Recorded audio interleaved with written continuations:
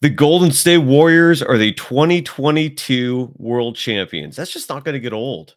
It is not going to get old to say that. It is not going to get old as future shows come on and I say the defending world champion Golden State Warriors. That is one of the privileges you earn when you win a world championship. It's incredible. I have a champagne hangover, folks. So bear with me if I stumble over anything tonight. What I'm going to do is this. We're going to relive some great memories. I'm going to play some incredible sound that took place after last night's game six, a game six that saw the Warriors win 103-90 to win the NBA Finals 4-2, to win their fourth world title in 8 years, to cement their place as one of the greatest dynasties in the history of the NBA. But there is some great sounds, some great anecdotes, some interesting facts. Might tip our toes into the water of the future. You know, there is a draft that's going to be coming up soon, and the Warriors do have a first round pick. They are going to have some free agent decisions to make. So we might talk a little bit about that today, but I think that's more serious stuff will be for future shows. But I might broach it. And look, if anyone comes into the chat, this is a live show tonight, and they have questions they want me to answer, I'll address it. If that includes the future, so be it. We'll touch on it. In fact, Baby Zoe's EMF show writes Golden State BB. Was that basketball? Yeah, damn right. World champions, baby. They are now the defending world champions. Your 2022 world champion Golden State Warriors. That's what we cover on this show. This is Locked On Warriors. You are Locked On Warriors, your daily Golden State Warriors podcast. Part of the Locked On Podcast Network, your team every day.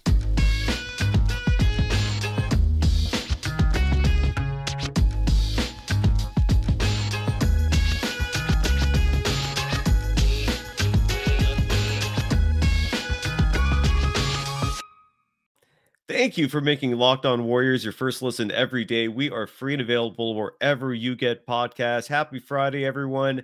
Happy celebratory moment for every member of Dub Nation. You should feel great. The Golden State Warriors proved a lot of doubters wrong. They just proved a lot of people wrong. I don't know why so many people doubt the Warriors. I have no idea. I mean, it's not like this is anything new for them. It's their fourth world title in 8 years. Be happy, folks. This was a huge one. I'm Cyrus Saatsaz. You can follow me on Twitter at DogSurfRoadshow. You can follow this program on Twitter at Locked On Dubs. Bantha person, I know who you are, especially on Twitter. LFG stands for Let's You Know What Go. Damn Skippy. Abby, if I pronounce that right, I hope, writes, what is Golden State going to do with the number 28 pick? I'm going to save that for the end of the show. Stick around. I will delve into the draft. I already participated in a mock draft for Locked On, and I did reveal who that pick was. In fact, I'll reveal it now. And again, this was based on who was available, but I'll read off a few players that the Warriors have already brought in for various practices and tryouts. But my pick was Walker Kessler out of Auburn. Again, he was the best option available for where I was. He stands 7'1". He's a phenomenal shot blocker, terrific rebounder and defender. You're not going to be drafting him for his shooting, but you will be drafting him for his inside presence, and certainly as a nice insurance policy in case James Wiseman does not play next year. Let's see. What else is going on in the chat here? Baby Zoe writes, I'm trying to make me a channel to talk about sports. That's a topic for a whole other day. So let's start off here. I want to first talk about Wardell, Steph, and Curry. What an incredible performance.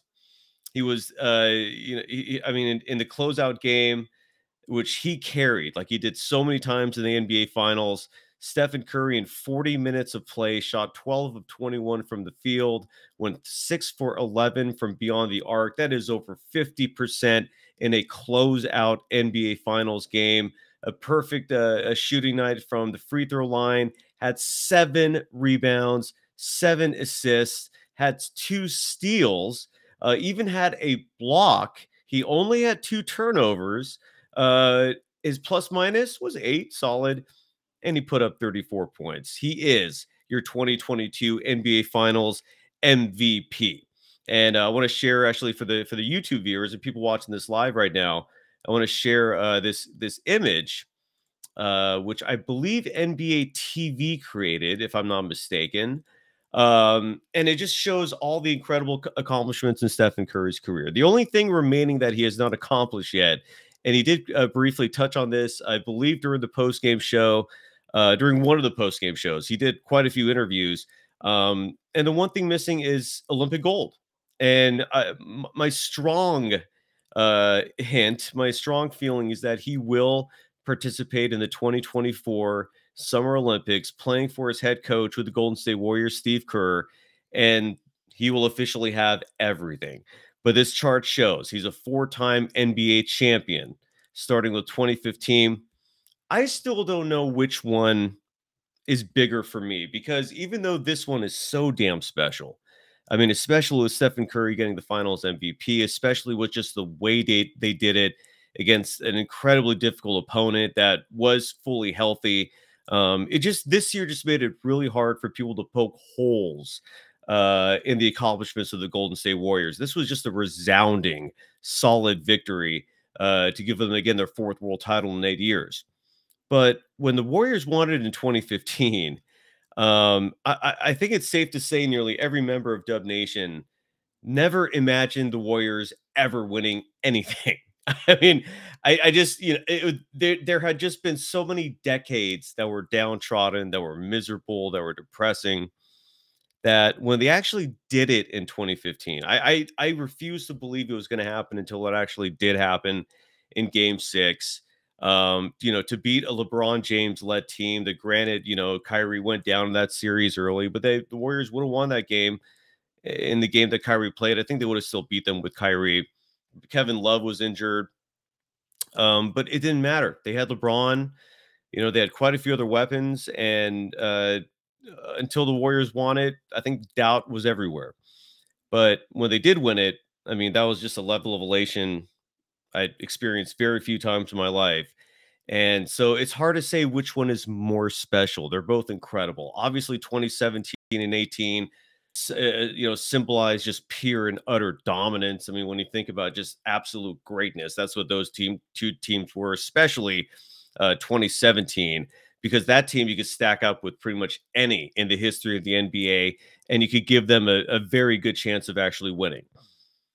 Stephen Curry is also a 2-time NBA MVP. He also this year won the Kobe Bryant All-Star Game MVP. This year, he also won the Western Conference Finals MVP, the Magic Johnson Award. This year, he won Finals MVP. The only thing this thing is missing, this little graphic, this little illustration right here, is that Stephen Curry is the only player in the history of the NBA to win an MVP and a Finals MVP unanimously. That is just a staggering accomplishment. That means he erased all doubt in winning all these, the 2 biggest awards any individual could win in the NBA. Just absolutely remarkable. Bantha Person writes, going back to the chat here real quick. Tough question about next year. It sounds like if we re-sign Jordan Poole, well, Andrew Wiggins wouldn't re-sign. He's under contract next year. But Kevon Looney is a free agent. Gary Payne II is a free agent. How are we going to afford? See, I'm not reading these before I play these. Just do not entertain any thoughts of LeBron James coming to the Golden State Warriors. USOB. Kudos, though. Ricardo Vero Marquez writes, congrats, Warriors champions again. Damn Skippy. Sesquipedalian, I hope I pronounced that correctly, probably didn't, writes, will you go to the parade? No, I actually have to go visit my dad in Reno for Father's Day. I went to the 2015 one. That was just good enough. I mean, it's going to be mayhem. For those of you that don't know, by the way, the championship parade will be held Monday on Market Street in San Francisco. I thought I'd read a couple years ago when the Warriors were planning on going to Chase Center that if they'd won a title, they would have a parade still in Oakland. Maybe I was just misinformed. I don't know what was going on there. But regardless, the parade is in San Francisco. That is their home now.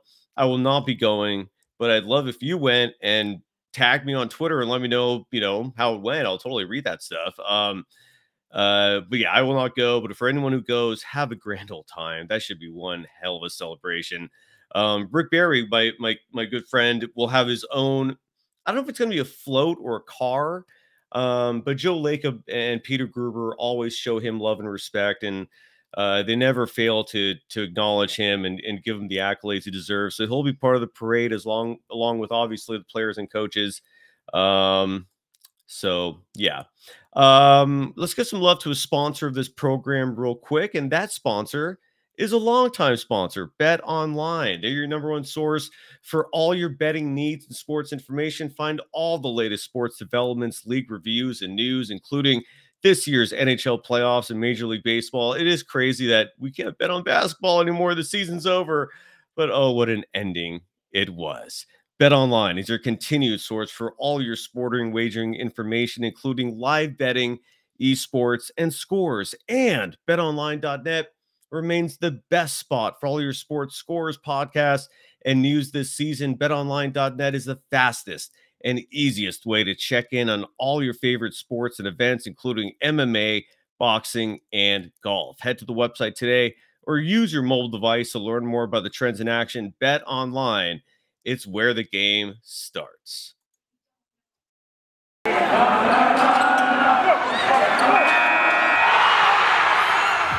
are Locked On Warriors, your daily Golden State Warriors podcast. Part of the Locked On Podcast Network, your team every day. Thank you for making Locked On Warriors your first listen every day. We are free and available on all podcasting platforms. In addition to the YouTube show, we have an important favor to ask you. We put together a survey here at Locked On so we can learn more about listeners like you and make your favorite Locked On podcasts even better. This is your opportunity to tell us what you like and don't like about Locked On Podcasts. Go to lockedonpodcast.com/survey right now to get started. It won't take very long, and everyone that completes a survey can qualify for a chance to win one of 10 $100 Ticketmaster gift cards. To take our audience survey, go to lockedonpodcast.com/survey. Thank you for your help. I am Cyrus Saatsaz, going solo tonight on this live edition of Locked On Warriors on Friday night. You can follow me on Twitter at DogSurfRoadshow. I wanted to touch on, I was just talking about the greatness of Stephen Curry a moment ago. I wanted to play this clip. One interesting theme that was recurring in all the post-game attributions from the players is the Warriors making it very obvious that they hear all the noise. They pay attention to it. They use it as fuel for motivation. And it is just baffling to me that so many, either whether it's a talking head or whether it's athletes on other teams, but I just don't get why individuals and players who have accomplished nothing in this game not only talk a lot of smack, but they talk a lot of smack about the Warriors, a team that is a dynasty, a team that, when healthy, never loses, ever. I'm not exaggerating. They remain undefeated when fully healthy in a playoff series. So this is one example of this. Stephen Curry here was talking about that. And this is an attribution. I found this on Twitter from ballislife.com.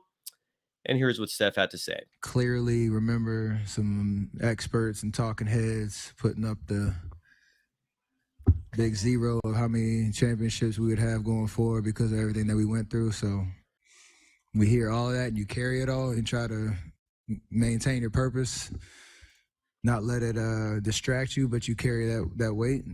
And to get here, it all comes out. So it's special. And for people listening on the podcast, Steph was holding up that zero sign that a few pundits, former players held up when they were asked whether or not Stephen Curry would ever win a title again. Just why were people doubting him? I'm getting a lot of thanks and pats on the back, and I do appreciate all of it for saying before the season started, for calling each series itself in the playoffs correct by the number. The Celtics series, I was off by one game, largely because of Gary Payne II missing game one.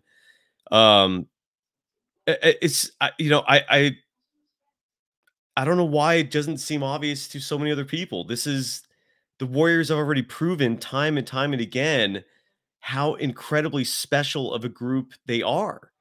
I mean, if you've been watching these last 2 months in the playoffs and you saw how tough it was for the Golden State Warriors to accomplish what they did, winning the NBA Finals. They did that for 5 years in a row, winning 3 of them. The 2 they lost were due to injury, due to the NBA helping out LeBron James by suspending Draymond Green, and that's it. Yet for some reason, a measly 2 years is all it took for so many people, bafflingly, to forget how great of a group and unit and organization this was. I did not understand that. I never once made all these predictions and said all these things because I love this team. I said it because I thought it was obvious. You know, I mean, I analyze the sport, but a lot of other people who are paid to analyze this, I have no idea what they were missing there. But the players didn't ignore that stuff either. And let's play some comments here. I'm sorry, show off some chat questions here. Rick VB writes, the Warriors defense just put the clamps on Tatum and Brown. Absolutely. Imagine all those accolades given to the Celtics defense. While, I mean, maybe out of all the defense discussions going on in the media landscape, I'd say 90% of the discussions are focused on the Celtics team and maybe 10% on the Warriors. Just spitballing here, but I kept asking why. I mean, is Draymond Green, is he suddenly not the best defender on the planet? Is Andrew Wiggins not an incredible defender? I know Klay Thompson, slowed down a little bit while he's recovering from 2 catastrophic leg injuries, but I mean, he hasn't slipped that much. I mean, did you folks forget about Gary Payton II? Otto Porter Jr. is a sound defender with size. Stephen Curry is incredibly underrated as a defender. I mean, he is just never going to convince everyone that he has turned into a solid, if not elite defender for his size.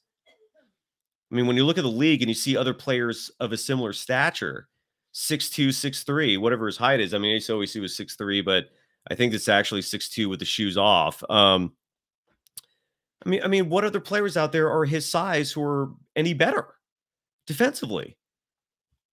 I have my chat open right now. Someone drop a name if I'm missing someone.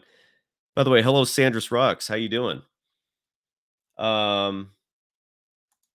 So yeah, I don't get that. I want to and speaking of being vindictive, Klay Thompson really dropped a hammer during his post-game press conference. I love this soundbite, and I think you folks will too. This was Klay Thompson. I don't know what spurred this on, what the question was specifically, but he remembered Jaren Jackson Jr.'s tweet where he wrote strength in numbers, and I think he added a laughing emoji after that. Here's Klay talking about that. This is a gem. This was a collective effort, and strength in numbers is alive and well.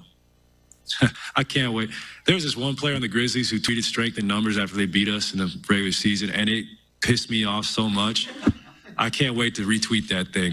Freaking bum. I had to watch that. I'm just like, this freaking clown. Okay. Sorry. Oh my God. Dude, they don't forget, man. They don't forget. Klay was going off there. He was referring to Jaren Jackson Jr. Call him a bum and a clown in one sentence. Jaren Jackson Jr., by the way, deleted, or at least has made his Twitter account inactive currently. Oh my God. Oh my God, that was funny. And again, I mean, it's just, it was not that long ago this team was dominating the NBA. A whole 2 years, and apparently you could just drop off the face of the earth and no longer be great. 1 HP Tadiori, I really hope I pronounced that correctly, writes, Patrick Beverley and LiAngelo Ball. Well, LiAngelo Ball is like 5 to 6 inches on Steph. Oh, I'm sorry. I thought we were talking about defensive players that are comparable to Steph in his size. Or a couple of other players that are interested in playing with the Warriors. I don't know about LiAngelo Ball. I'm starting to confuse the brothers here. There's LaMelo Ball. I'm sorry. So LiAngelo's like the third brother. I don't know if the Warriors would want him or if they need him. Patrick Beverley, possible. I've not done my research on his contract status. Is he a free agent? I actually don't know. I'll talk more about the future of the team in a moment, but yeah, that's a good point. I don't anticipate LiAngelo Ball. I do not see that happening at all, just because there are very few roster spots that are going to be open next year. Some of this depends, of course, on free agent decisions. Again, I will break all that stuff down in detail. I'll dip my toes into the water about that tonight in moments, but there's still some sound here. I mean, first of all, that Klay Thompson soundbite. I mean, again, what are other teams, what are other individuals thinking when they do this? Like who is advising them? Like all the excuse I constantly hear, because I feel like the Grizzlies did this a lot, where they were saying things that were just antagonizing the Warriors, which again is baffling. Like, why would you do that? I mean, there's so much evidence that proves that that especially great players who are constantly seeking motivation, who are constantly seeking, fuel to just rage a fire that's burning in them. They're just looking for excuses to get pissed off. And I don't understand why you just hand them these things. These are gifts. People constantly bring up, they use the word maturity, that these players haven't reached maturity yet. Well, the Warriors were young too. And at the beginning of their dynasty, I don't remember them talking any trash like this. Draymond Green seems to be notorious for these incredible, this mental warfare he plays with the opposition, but he wasn't doing this that much anyways, not at any of the level that the Warriors are getting now, until they won a championship. And then that's a different story. At that point, you're backing up what you're saying, but these guys haven't won a thing. And everyone just acts like they've won championships, man. It's crazy. It is crazy. Yeah, Radea Singasan. I'm so sorry if I mispronounced these. Please forgive me for that. You wrote, what are they going to say now? Who knows? I feel like ignorance just has no limits. So if they're smart, they'll stop saying stuff. I mean, it's crazy. Here's Jordan Poole. This was an awesome soundbite. This is all about and it rolling real quick here, writes, LOL, respect the Grizzlies first round dynasty. Exactly. Like they haven't done a thing. Nobody in this league right now, outside of the Los Angeles Lakers and Milwaukee Bucks, and maybe Kawhi Leonard as an individual with the LA Clippers, has any right to have braggadociory. You haven't done a thing. You haven't done a thing. And it's just crazy. People, just a lot of big mouths out there these days. I don't get it. All right, so I want to play this Jordan Poole soundbite real quick, because this was just awesome. The pool party is now a world champion. This is just beautiful. So here's Jordan Poole. I'm guessing this was somewhere in the locker room. He's got a stogie behind his ear. Gary Payne II makes a cameo appearance. We're going to be talking about him a little more in just a moment here, but here's Jordan Poole. Shout out to Dub Nation. Shout out to all the fans who done rock with us since day one. Appreciate y'all. You guys are the best in the league. I think we're able to show that, but it's up all summer. Shout out to the guys. Shout out to the organization, the people, the gang. Pool parties all summer. Grab the floaties. Listen, we're pool parties all summer. Get your scuba gear, okay? Scuba Steve's coming out. Goggles. Steve. I'm almost speechless, but not really, because like we're here, we did it. What KG say? Bay Area, this is for you. I mean, look, we did it. They can't write us off. It's up, like I said, all summer, and tap in. Dive in, baby. I'm diving in. I want to do a cannonball in there. I want to do a cannonball. Invite me to that pool party, Jordan. Anytime. I am interested and available, please. As long as you bring my family. It would be nice if I could do that too.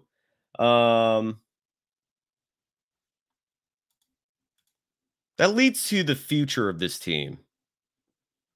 I'm going to show you real quick the 2023 NBA Finals odds, courtesy of our longtime sponsor, BetOnline. Check this out. And for the people listening, I'll read it out loud. The Golden State Warriors enter next season as the favorites to repeat as world champions, plus 550. The Celtics behind them at plus 600. The Brooklyn Nets at plus 700. The Clippers at plus 800. The Bucks are also plus 800. The Suns are plus 900. The Mavericks rounded out at plus 1,000. And yeah, there's some other teams. The Grizzlies are at plus 1,400, along with the Heat and so forth. The Lakers, ridiculously, are at plus 2,000. I want to make one thing very clear about these lines. They are not set based on who the bookies actually favor. They are set based on what they think people think are the favorites. So the bookies think that a lot of people, because the Brooklyn Nets have Kevin Durant and Kyrie Irving and now Ben Simmons, and I guess Steve Nash is going to stay on as a head coach, even though he's done a pretty atrocious job there so far in that position. But they think people will think that the Nets will be a title contender.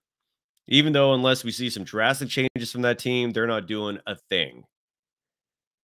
It is ridiculous that the Grizzlies are at plus 1,400. They were the second best team this postseason. The Celtics have earned a lot of respect. But that Grizzlies team, they run 10-11 deep. They're the closest thing to a threat to the Warriors. I maintain that steadily in terms of that opinion. The Clippers, it depends on their health. I think the Bucks are being disrespected here because if Chris Middleton is healthy, they're the team that would have faced the Golden State Warriors. I think the Phoenix Suns are done. I mean, they'll be good. They'll be a playoff team, but they're not going to be a championship contender. Their window's shut. And the Mavericks, unless they do something. I mean, Christian Wood was a nice addition. I hope I got his name right. The Mavericks recently made a trade for him, gave up pretty much nothing. I think like a number 26 pick in this year's draft. I don't know why the Rockets were willing to give him away for nothing, but they did. I know there's a few other players mixed in there, but no one of significance. The Mavericks got better, but Christian Wood is not the player that's going to take them over the top. So anyways, the Warriors' future is incredibly bright because I'm very confident they're going to keep the free agents they want to keep and need to keep.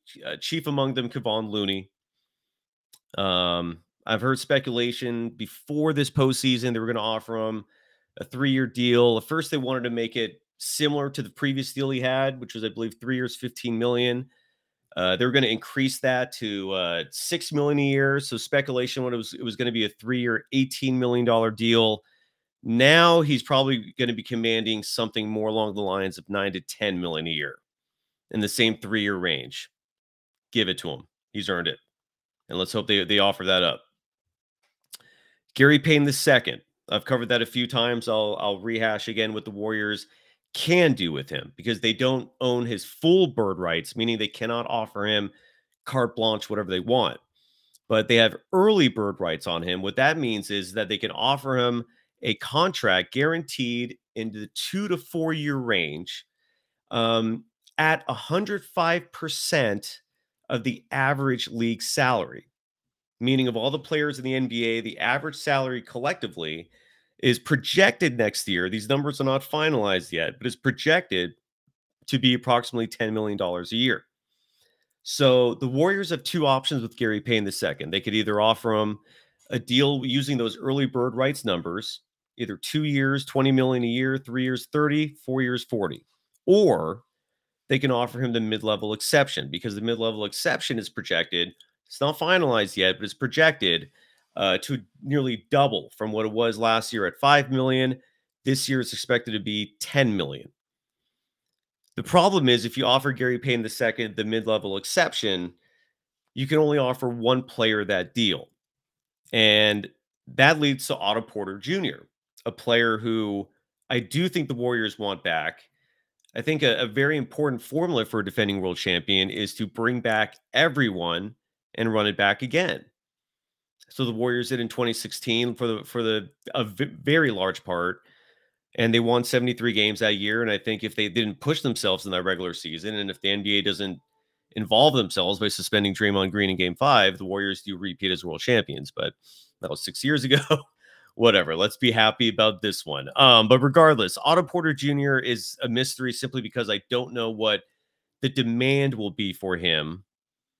I envision he wants to come back. I envision the Warriors want him.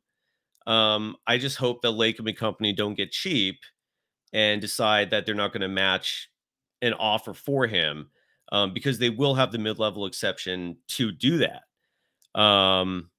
So I really hope Otto Porter Jr. does come back to the Warriors. Now, if he leaves, it'll be a bummer.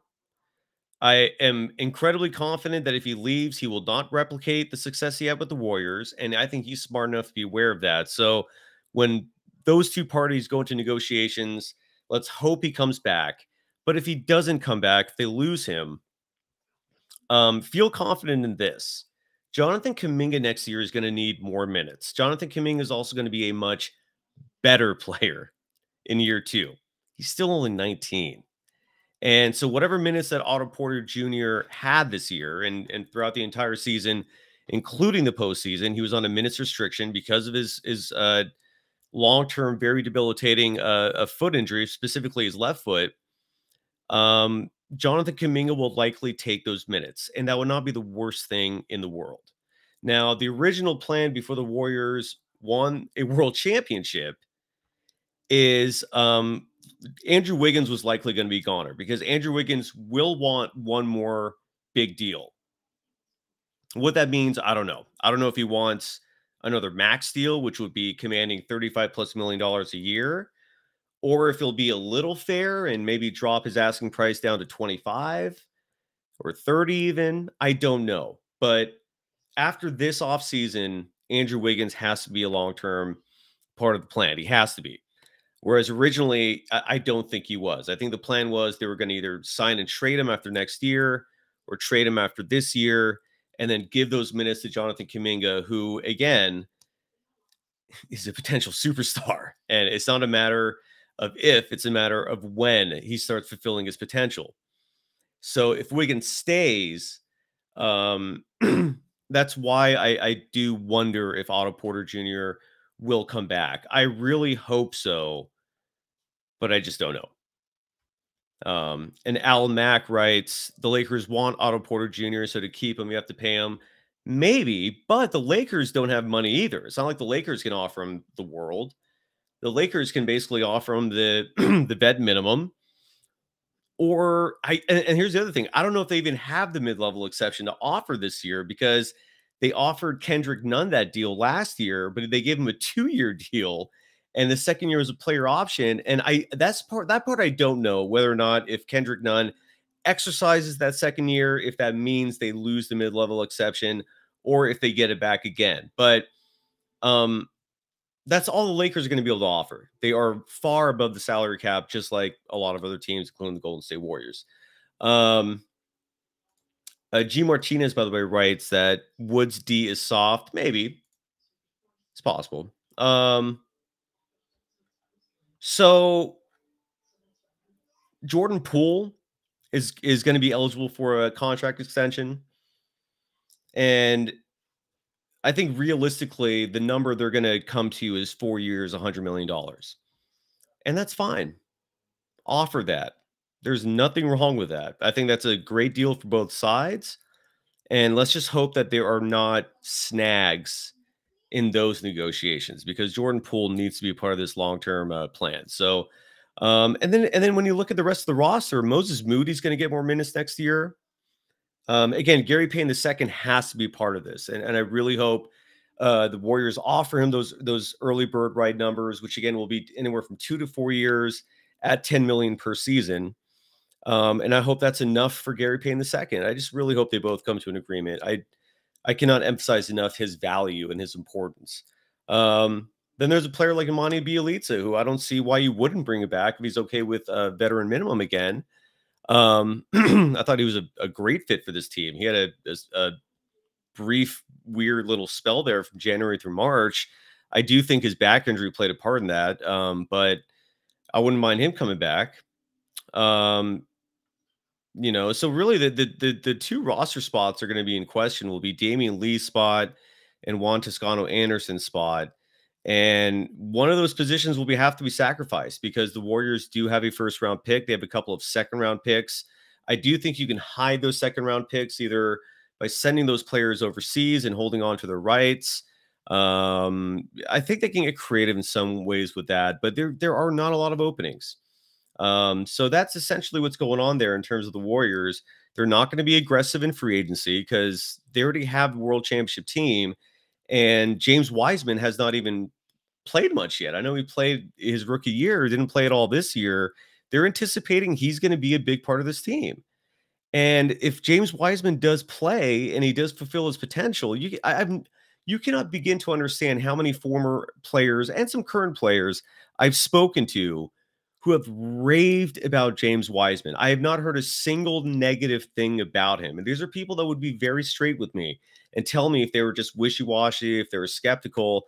It's just all about whether or not he can stay healthy and play. And if he can, I mean, the Warriors are suddenly going to have a 7-foot monster added to a world championship team. It's incredible. It's absolutely incredible. Noemi Estrada, or Amy, right? So I hope I got that right. It's great to watch the Warriors podcast, including yours. Thank you. Keep it up. I'm trying and can't wait to watch the parade. Right back with you. Steve Wilton writes, if Poole wants that kind of money, he needs to hit the weight room hard this summer as D needs work. Agreed, but he's also very young. He turns 23, I believe, this summer. I'm not overly concerned about his defense. I think he'll get there. I'm Jordan Poole. You can't teach character, you know what I'm saying? And he's such a high character guy, and he's proven to be such a great fit with his team. And one of the biggest assets of this team, one of the biggest intangibles for this team is their chemistry, which is, and I know Bob Myers is fully aware of that. That is part of his master plan, is putting high character individuals together. So Jordan Poole, I think, will stay, and I think he'll be fine in terms of the weight room and and in terms of trying to improve his defense and his offense as well. I mean, there's still some work there that needs to be done as well. AC writes, the Warriors are going to have 2 assistant coaching vacancies. Do you think Iguodala can be a coach? Yeah. He's said some things that are weirdly critical of the front office and maybe more so ownership. And I don't know if they're the types that hold grudges. By the way, Luti Lagu writes, Homer, why? Be more specific, man. I'm totally cool with critique. Just be specific when you throw these random, vague generalizations out there. The Warriors assistant coaches, yeah, they're going to have 2 openings because Kenny Atkinson is going to Charlotte. Mike Brown's going to Sacramento. I do think Iguodala could take one of those roles. I think Leandro Barbosa can be promoted and take one of those roles. Wouldn't surprise me if Alvin Gentry comes back. He was a great fit as an assistant coach here. It would not surprise me if Kerr brought him back. They still have Ron Adams.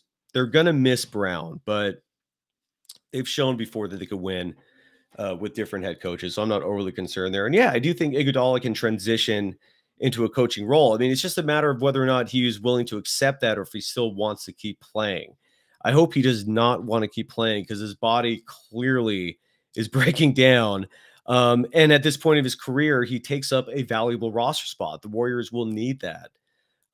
So I do hope he does transition as an assistant coach. I want to quickly mention a few more things here.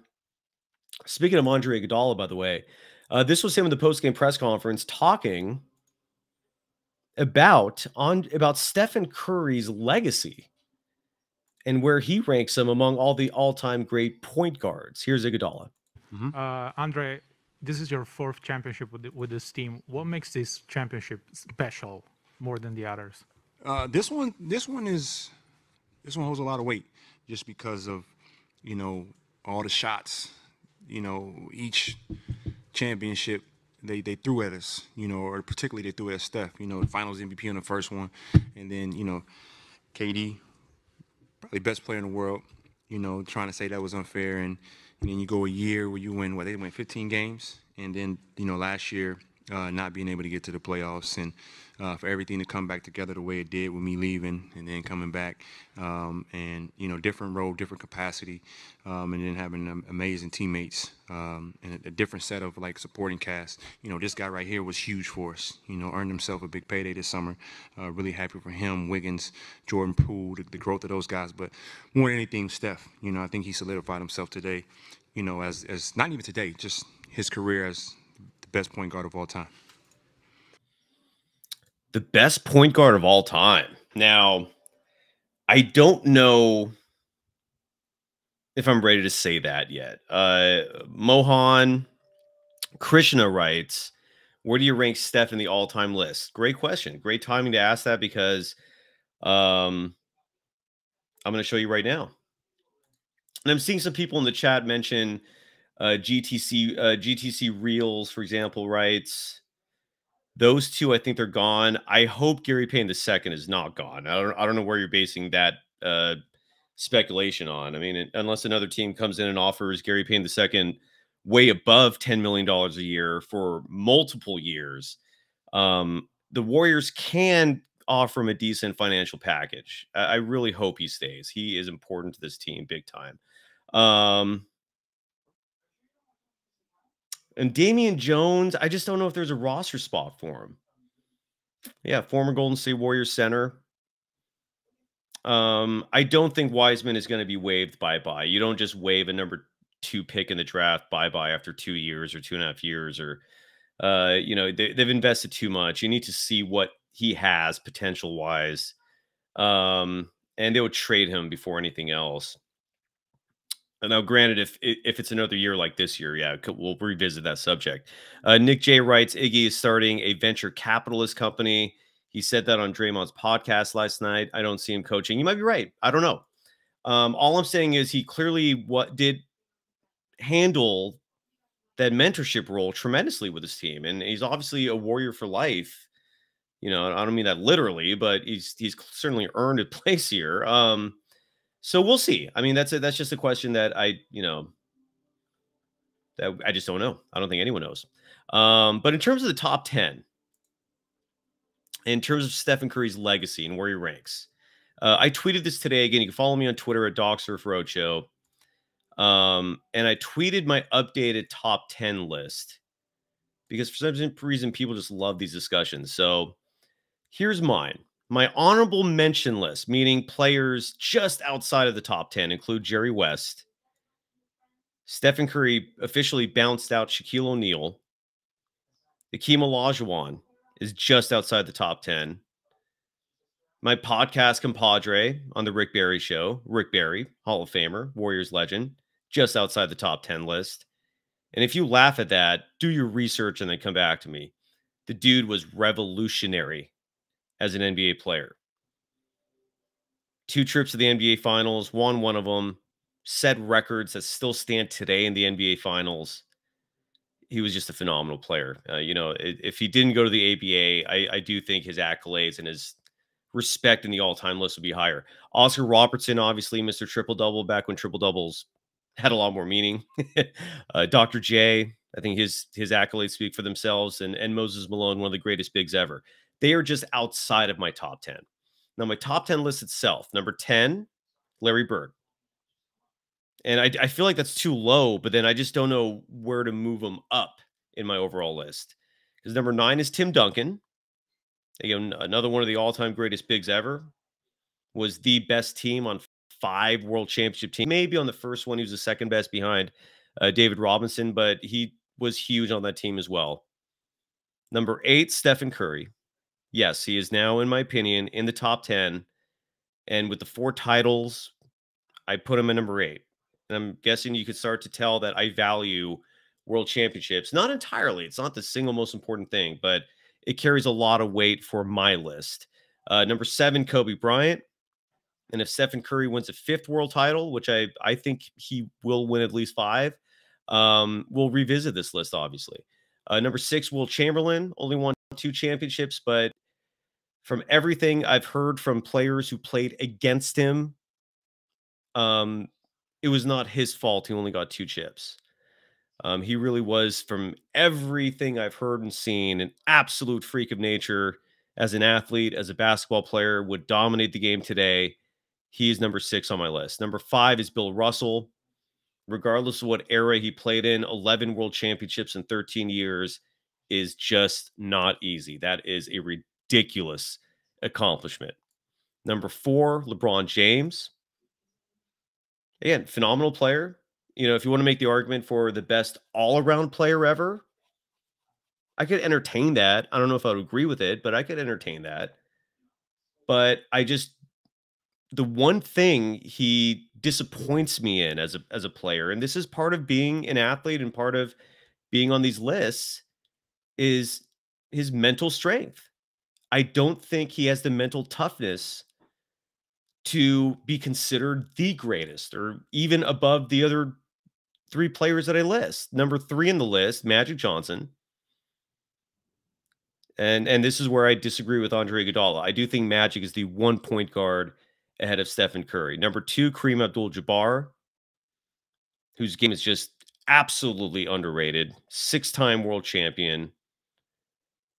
I think he won, 5 MVPs, 4 or 5. I can't remember that, but you know, all-time points leader. I know LeBron will surpass that, but just he was unstoppable. He was an unstoppable force, and his other skill sets as a big, vastly underrated. And number 1, of course, Michael Jordan. So that's my top 10, and maybe we'll do a whole show on that. I'll have a panel one day, and we'll have a whole discussion on that.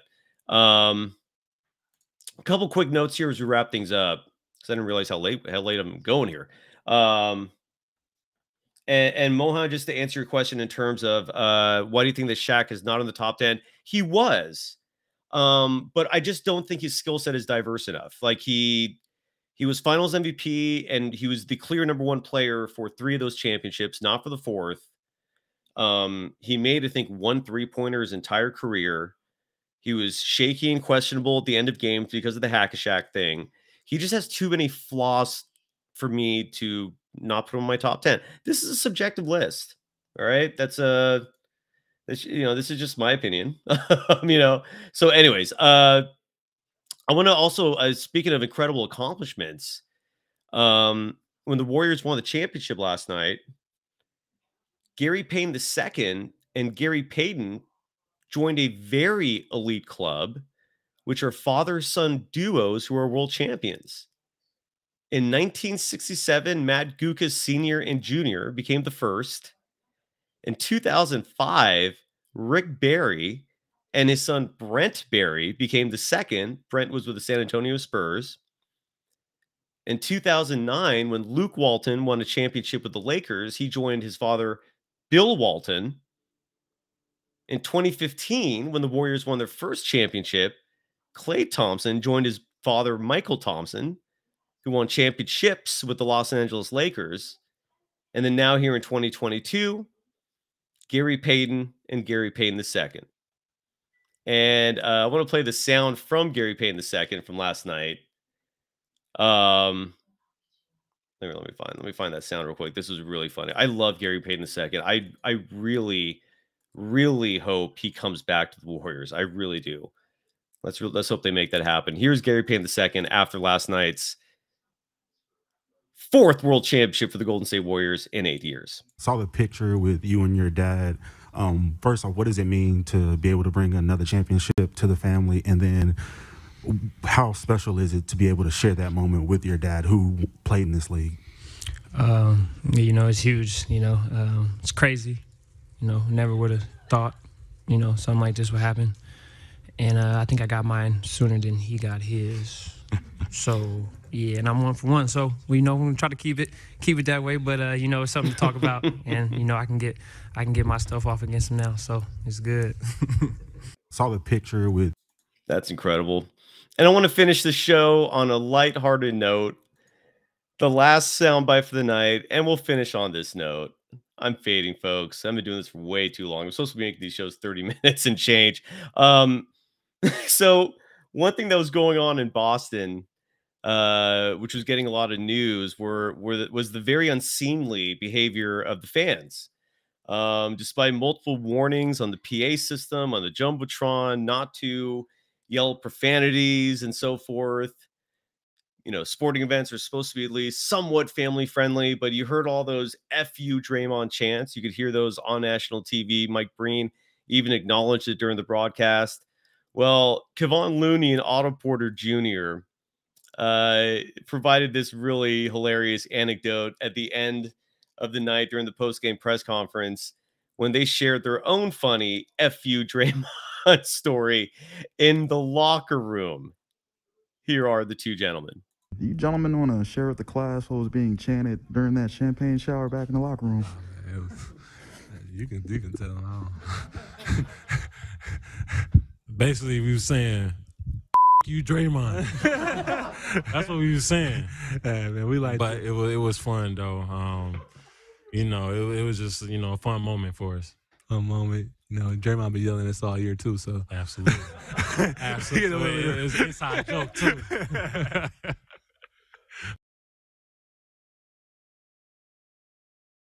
All right, so there you go. So that was a soundbite, and that is it. One last thing. The next time you see me, I'm going to look different. Time to cut this hair. I think I'm just going to buzz it off. So people always freak out because I do look like a totally different person when I do that. But regardless, it's time to chop this thing off. It's ridiculous. I cannot thank everyone, as always, for tuning in, for listening, for watching. Yeah, I do think GTC Reels, by the way, they write, do you think it helps having fathers in the league guide their sons? 100%. I mean, there's a large track record of that. Kobe Bryant, Stephen Curry, all the names I just mentioned. Yes, it's a big time, huge help, just to give them the experience, the perspective to be better prepared, to be NBA players.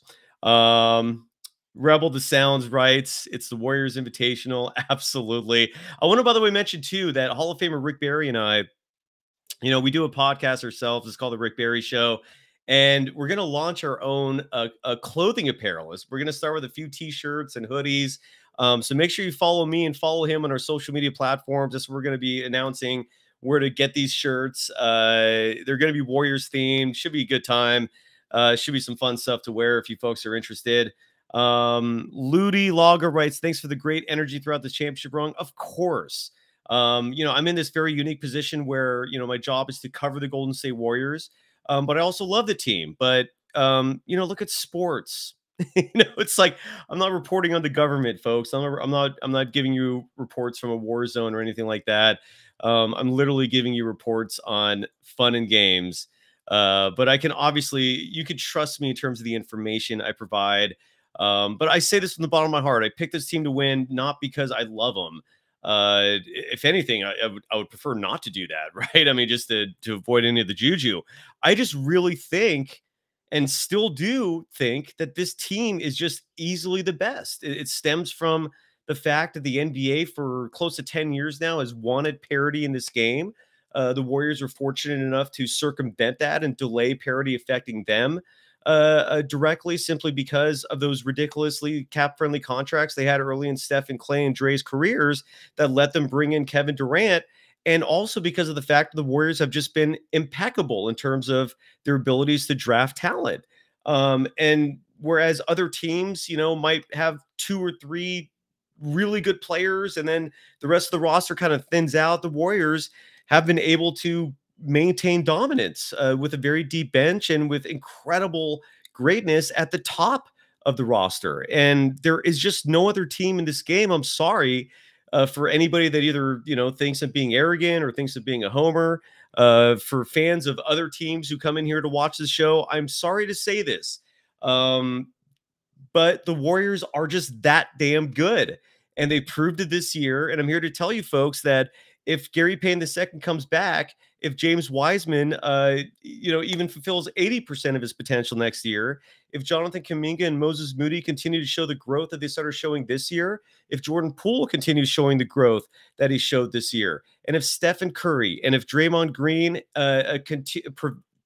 avoid a considerable decline in their abilities as they continue to get up there in years, I don't think they're at that point yet. I do still think they're right at the peak of their powers, and that 2-year respite does nothing but help them in terms of their longevity. I also think Klay Thompson next year will be significantly better than he was this year, playing for the first time in 2.5 years. So, newsflash, folks, again, if Gary Payton II is re-signed, Kevon Looney is re-signed because he's shown he's a vitally important part of this team. He is a legitimate center. He has clearly proven that. This Golden State Warriors team should be vastly better next year. That's the bottom line. And we're going to talk about it all summer, and we're going to talk about it next year. And this should just be a fun ride, because for the next year or so, you're going to be calling this Golden State Warriors team the defending world champions. That's 4 world titles in 8 years, four world titles in 8 years, folks. I say that constitutes a dynasty and then some. For the few weirdos out there that I've heard say this is not a dynasty, I do not know what you are smoking. I don't know if I want you to pass that thing or bogart it, but it's unusual because this is clearly a dynasty. This Warriors team is clearly greatness, and I am just so damn happy for Stephen Curry, who is a genuinely great human being, for finally just getting the full accolades that he has been deserving of for many years before now, by getting that Finals MVP trophy. Thank you so much to everyone. Oh, how dare you? I don't want to read that. Someone insulted my looks. That's wrong. Insulting looks is just mean, man. That just makes you a very bad person. But to everyone else who is being really nice to me, thank you so much. Oh my God, I just really don't like people talking about my looks. That is just not nice. Come on, people. Let's focus on the positives. The next show will be Monday. Again, I'm going to look very different because I'm going to cut my hair off. I'm going to get the buzzers. And I'm also going to be traveling, by the way. So I'm going to go visit my dad up in Reno. Going to go visit some more family in Seattle. So I'm going to be bringing the laptop with me and not the microphone with me. So the quality won't be quite as good for the shows, but I'm still going to have them, and they'll just be in weird locales. Yeah, I guess that's about it. GTC Rails writes, I hope so. Peace, Cyrus. Smoke some for me. California, baby. It's a beautiful place. All right, folks. Thank you, everyone. Congratulations to the Golden State Warriors for their incredible accomplishment. 4 world titles in 8 years is just staggering. And congratulations again to Dub Nation. For those of you who go to the parade on Monday, have fun. But I think really, Stephen Curry, man, congratulations. You're a good dude. You've earned this.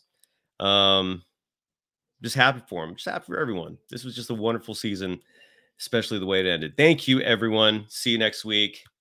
Later.